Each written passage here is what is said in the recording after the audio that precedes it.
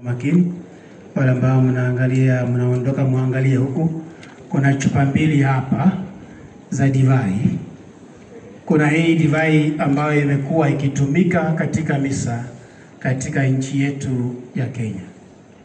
Hii divai kwa sasa Baraza la Maaskofu limeamua isitumike tena katika misa, na ni vizuri wote mjue. Najua kwamba majimbo tofauti yameweka tarehe tofauti ya kusitisha matumizi ya hii divai. Kwa hiyo hii divai tungependa kuomba, unapoenda kununua divai ya matumizi katika kanisa, muache kununua hii divai.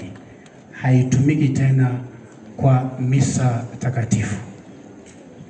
Divai ambayo sasa imeidhinishwa na Baraza la Maaskofu kwa matumizi ya misa ni hii divai katika taifa lote la Kenya. Na ukiangalia vizuri, kuna coat of arms ya Kenya Conference of Catholic Bishops, alafu kuna sahihi ya mwenyekiti wa Baraza la Maaskofu. Tena majimbo tofauti yana njia tofauti ya kupata hizi divai katika jimbo. Kwa hivyo wewe ni vizuri ujue katika jimbo lako ni sehemu gani ambazo zimeruhusiwa kutoa hii divai.